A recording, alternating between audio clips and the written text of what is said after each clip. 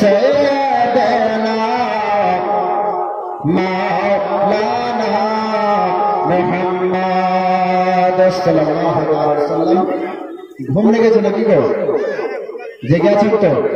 একবার সবাই হাত খাড়া করে বলুন তো, ইয়া রাসূলুল্লাহ, ইয়া হাবিবাল্লাহ, সুবহানাল্লাহ। জাগ্রত আছেন মাশাআল্লাহ, খুব ভালো লাগলো। কবরে হাসরে কি হবে আমার, মহব্বতে বলুন সুবহানাল্লাহ। কবর করে আমরা সবাই ভয় করে না, কবরে একদিন সবাইকে যেতে হবে, ছোট হোক বড় হোক গরিব হোক ধনী হোক, তাই কি না? সবাইকে যেতে হবে। ওই কবর করে কেউ রেহাই পাবে না, কবরকে স্মরণ রাখতে হবে আর ইবাদত ঠিক মতো করতে হবে, তাই কি না? জোরে বলুন সুবহানাল্লাহ। কি বলছে? কবরে হাসরে কি হবে আমার, কবরে হাসরে কি হবে আমার, কবরে হাসরে কি হবে আমার। মুসিবতে না পাই যদি, মুসিবতে না পাই যদি করোনা তোমার, কবরে হাসরে কি হবে আমার। আছি ডুবে আমি পাপেরই সাগরে, না জানি কি হবে ওপারে হাসরে। আছি ডুবে আমি পাপেরই সাগরে, না জানি কি হবে ওপারে হাসরে। তোমারই সুপারিশ বিনে, তোমারই সুপারিশ বিনে কেমন হবে পার, কবরে হাসরে কি হবে আমার, কবরে হাসরে কি হবে আমার। বিশ্বনবী যদি আমাদের শাফাআত না করে তাহলে কি দশা হবে? জোরে বলুন সুবহানাল্লাহ। অন্তরের মধ্যে রাখলে বাবা নবী এমনিতে খুশি হয়ে আমাদেরকে শাফাআত দান করবেন। জোরে বলুন সুবহানাল্লাহ। কবরে হাসরে কি হবে আমার, তুমি তো দিয়েছো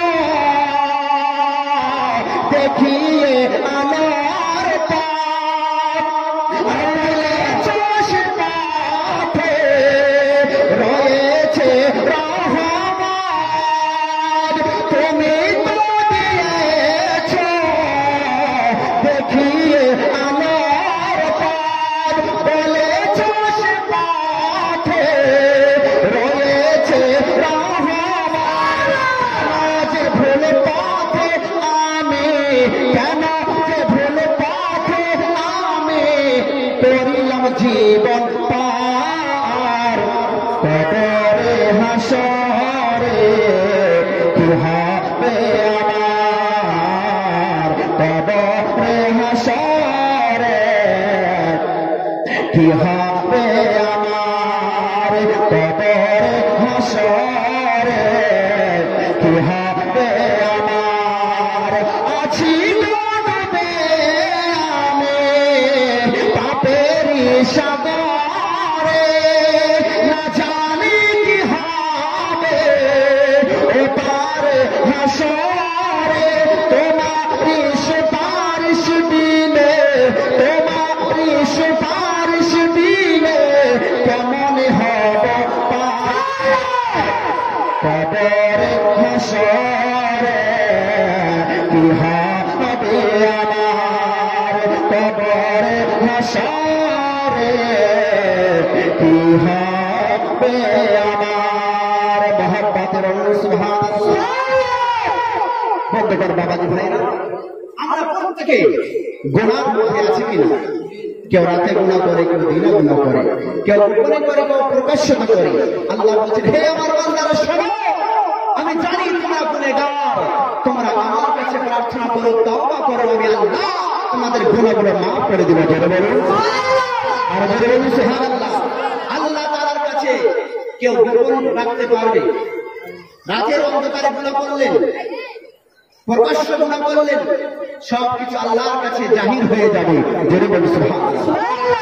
আল্লাহ বলেন পবিত্র কোরআনের মধ্যে, ইয়া আইয়ুহাল্লাযীনা আমানু তুবু ইলাল্লাহি তাওবাতান নাসুহা। আল্লাহ বলেন, হে আমার বান্দারা শোনো, তোমরা আমার কাছে তওবা করো। হে ঈমানদারগণ, তোমরা তওবা করো। তোমরা এমন ভাবে তওবা করো, পুখতা তওবা করো, মজবুত তওবা করো। যে ভুলের জন্য তোমরা তওবা করছো, তোমরা এমন ভাবে তওবা করো যাতে করে দ্বিতীয়বার ওই ভুলটা না হয়। জোরে বলুন সুবহানাল্লাহ। আমরা তওবা করি, দিনে কয়বার তওবা করি? আমাদের মধ্যে বেশিরভাগ বেনামাজি, নামাজি নাই। নামাজের কথা যখন ইমাম সাহেব বলতে যায়, ভাই চাচা আপনি কি নামাজ পড়বেন না, তখন সে বাহানা বার করে, মাথায় ব্যথা, পেটে ব্যথা, ঘাড়ে ব্যথা, হাতে কি বলে হাঁটুতে ব্যথা, নানান বাহানা, বাহানার শেষ নাই। মানে নামাজ পড়বে না, বুঝতে পেরেছেন? কেউ বলে এখন তো দাঁড়িয়ে কাজ নিয়ে নামাজ কখন পড়বো, আগে হোক তারপরে গেল নামাজ কখন পড়বো। কেউ বলে না বেটা বেটি বিয়ে দেবো, নাতি দেখবো, তারপর নামাজই হবো। তো তার আগে যদি কেউ বাবা দুনিয়া ছেড়ে চলে যায়, তার কি অবস্থা হবে? জোরে বলবেন না সুবহানাল্লাহ? আর জোরে বলুন সুবহানাল্লাহ। কষ্ট হচ্ছে? সুবহানাল্লাহ। আল্লাহ নবী বলেছেন, হে আমার উম্মতেরা শোনো, তোমরা যদি আল্লাহর নিকটে প্রিয় পাত্র হতে চাও, প্রিয় বান্দা হতে চাও, আল্লাহর বন্ধু হতে চাও, তাহলে তোমরা বেশি বেশি করে তওবা করো। জোরে বলুন সুবহানাল্লাহ। বেশি বেশি করে তওবা করো। আল্লাহ তাআলা পবিত্র কোরআনের মধ্যে বলছেন, যে তওবা করে আল্লাহ বলছেন আমি সেই বান্দাকে বেশি ভালোবাসি। জোরে বলুন সুবহানাল্লাহ। তার গুনাহগুলো এমন ভাবে পরিষ্কার করে দেয়।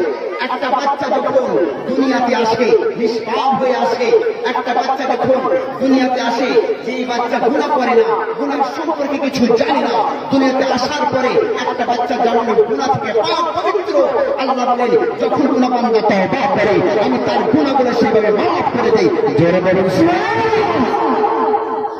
হযরত ওমর ফারুক রাদিয়াল্লাহু তাআলা আনহু এক রাস্তা দিয়ে আব্বা জান আমার যাচ্ছেন, আর ওই রাস্তাতে একটা মদ্যপানকারী একটা যুবক ছেলে হাতে একটা মদের বোতল নিয়ে ওই রাস্তা দিয়ে আসতেছেন। জোরে বলুন সুবহানাল্লাহ। হযরত ওমর ফারুক রাদিয়াল্লাহু তাআলা আনহুকে দেখে ওই যুবক বাবা ভয় পেয়ে গেল, আমার হাতে মদের বোতল আছে, মদের বোতল ওমর যদি দেখে নাই আমার অনেক দুর্দশা হয়ে যাবে, অনেক মারধর হবে। বন্ধুগণ, বাবাজি ভাইরা, ওই যুবক ছেলের হাতে মদের বোতল, আর ওই যুবক ছেলেটা বাবা ভয়ে থরথর করে কাঁপতেছে। ওই রাস্তা দিয়ে ওমর ফারুক আসতেছে। বা আব্বা জান আমার, ওই যুবক ছেলে ওমর ফারুককে দেখে থমকে দাঁড়িয়ে গেল। হযরত ওমর যখন বাবা ওই ছেলের নিকটে আসলো, আসার পরে হযরত ওমর বলতেছে, এই যুবক বলো বলো তোমার কাছে কি আছে? জোরে বলো। যদি বলে আমার হাতে মদের বোতল আছে, তো ওমর ফারুক রাখবে, তাকে তো অবশ্যই শাস্তি দিবে। ওই যুবক আব্বা জানা, ওই যুবক ছেলে আল্লাহর কাছে দোয়া করতে লাগলো, তওবা করতে লাগলো, ধীরে ধীরে তওবা করতে লাগলো। ইয়া রাব্বাল আলামিন, মাওলা আজকে ওমর ফারুকের হাতে আমি ধরা পড়ে যাব। ইয়া রাব্বাল আলামিন, আজকে যদি আমি ওমরের হাত থেকে বেঁচে যাই, জীবনে এক ফোঁটা মদ্যপান আমি করব না। আজকে থেকে আমি তওবা করে নিলাম। ওমর ফারুক যেন না জানতে পারে আমাকে ওমর ফারুকের কাছ থেকে আল্লাহ আমাকে বাঁচিয়ে নিন। আল্লাহ বাঁচান আমার। আল্লাহ তারা ওই যুবকের দোয়া বাবা কবুল করে নিল। জোরে বলুন সুবহানাল্লাহ। ওমর ফারুক এবার বলতেছেন, এই যুবক বলো তোমার কাছে কি আছে? আমার কাছে একটা শরবতের বোতল আছে। জোরে বলুন সুবহানাল্লাহ। কিসের বোতল? বোতলটা আছে আসলে মদের, কিন্তু বলছে কি শরবতের বোতল। জোরে বলুন সুবহানাল্লাহ। হযরত ওমর ফারুক বলতেছে, এই ছেলে বলো, সত্যি করে বলো কিসের বোতল আছে? ওই ছেলে বলতেছে আমার কাছে শরবতের বোতল আছে। বলে আমাকে একটু দেখাও। হযরত ওমর ফারুককে যখন বাবা ওই ছেলেটা হাতে বোতলটা তুলে দিল, ওমর ফারুক বোতলের ঢাকনাটা যখন খুলেছে, দেখতেছে আসলে তার মধ্যে শরবতে ভরে আছে। জোরে বলুন সুবহানাল্লাহ। ওই ছেলে বাবা আজও ভাবতে পারেনি, বুঝতে পারেনি আল্লাহ তাআলা রব্বুল আলামিন তার তওবা কবুল করে নিয়েছে, তাকে আল্লাহ মাফ করে দিয়েছে। আল্লাহ তাআলা দেখেন বাবা তার শরবতের কি বলে মদের বোতল আল্লাহ শরবতে পরিণত করে দিল। জোরে বলুন আল্লাহ তাআলার কাছে যে ব্যক্তি দোয়া করে, যে ব্যক্তি দিল খুলে দোয়া করে, তওবা করে, আল্লাহ তাআলা সেই ব্যক্তির দোয়া কারেন্টের মতো কবুল করে না। জোরে বলুন সুবহানাল্লাহ। আব্বা জান আমার, আজকে আমরা আল্লাহকে ডাকতে পারলাম না, আল্লাহকে আমরা সঠিকভাবে কি বলে ডাকতে পারলাম না। আমরা ভাবি আল্লাহর কাছে দোয়া করে, কিন্তু আল্লাহ আমাদের দোয়া কেন কবুল করে না? নামাজ কে বলো না কাজ আছে, কাজ কে বলো আমার নামাজ আছে। নামাজ কে বলো না কাজ আছে, কাজ কে বলো আমার নামাজ আছে। নামাজ বিহীন পর পারে জবাব দিবে তুমি খোদার কাছে। জোরে বলুন ফজর কাটে ঘুমের ঘরে, জহর কাটে কাজে, আসর কাটে খেলায় দোলায়, মাগরিব মাঝে মাঝে। ফজর কাটে ঘুমের ঘরে, জহর কাটে কাজে, আসর কাটে খেলায় দোলায়, মাগরিব মাঝে মাঝে। এশার সময় হয়ে এলে, এশার সময় হয়ে এলে, এশার সময় হয়ে এলে, থাকো তুমি মিছে দুনিয়ার পিছে। নামাজ কে বলো না কাজ আছে, কাজ কে বলো আমার নামাজ আছে। ও বাবারা নামাজ ফরজ করে দিয়েছেন হযরত ফাতিমা জাহরা রাদিয়াল্লাহু তাআলা আনহা। কেমন নামাজি ছিল বাবা, আমরা কেমন নামাজি? হযরত ফাতিমা রাদিয়াল্লাহু তাআলা আনহা যখন বাবা রাত্রিবেলাতে নামাজ পড়তে আরম্ভ করে দিলেন, হযরত ফাতিমা প্রথম সেজদায় গিয়েছেন। বন্ধুগণ আব্বা জান আমার, প্রথম সেজদায় গিয়েছে, প্রথম সেজদাতে রাত পার হয়ে চলে গেল, দ্বিতীয় সেজদা করার মতো সময় পেল না। সুবহানাল্লাহ। কি হলো মা বোনরা? নারে তাকবীর, নারে রাশিদ শেখ সুবহানাল্লাহ তার আব্বা জানার নামে 1000 টাকা দান দিয়েছেন এই মাদ্রাসায়। আল্লাহ কি যেন আল্লাহ কবুল করুন, আমিন সুবহান আমিন। কি হলো আমার মা বোনদের, কি হলো? হযরত ফাতিমা রাদিয়াল্লাহু তাআলা আনহা প্রথম সিজদাকে বাবা গেলেন, রাত পার হয়ে গেল, দ্বিতীয় সিজদা করার মতো সময় বলে আল্লাহ আমি প্রথম সিজদা করলাম, দ্বিতীয় সিজদা করার সময়টুকু পেলাম না, রাত এত ছোট হয়ে গিয়েছে। রাতকে আল্লাহ আপনি এত ছোট বানিয়ে দিয়েছেন, আমার দ্বিতীয় সিজদা পূর্ণ করার মতো সময়টুকু পেলাম না। ও হযরত ফাতিমার মতো নামাজি এখন দুনিয়াতে বাবা পাওয়া যাবে না। জোরে বলুন সুবহানাল্লাহ, সুবহানাল্লাহ, সুবহানাল্লাহ। আমরা কি বলে পীরের দিবানা, কিন্তু নামাজ ছাড়া, নবীর দামান ছাড়বো না কিন্তু নামাজ ছাড়া। আজকে তাকবীর লাগাতে লাগাতে গলা ফাটিয়ে যায়, কিন্তু যখন নামাজের কথা বলা হয়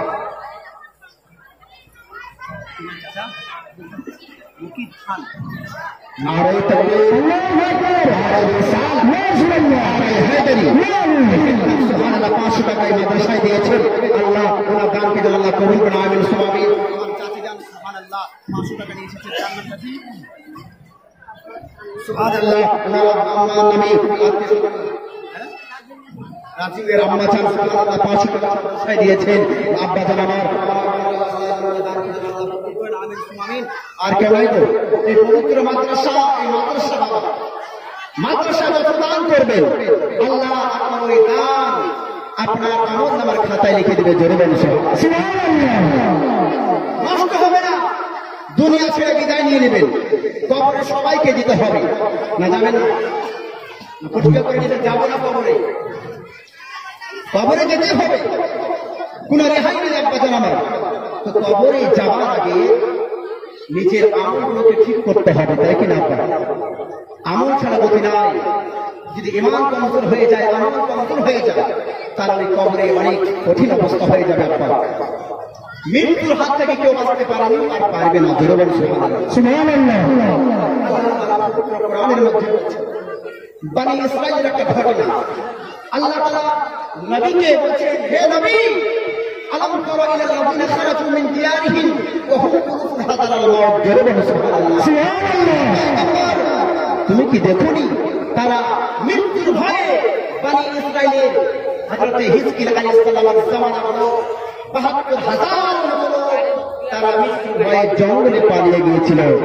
জোরে বলুন সুবহানাল্লাহ, সুবহানাল্লাহ।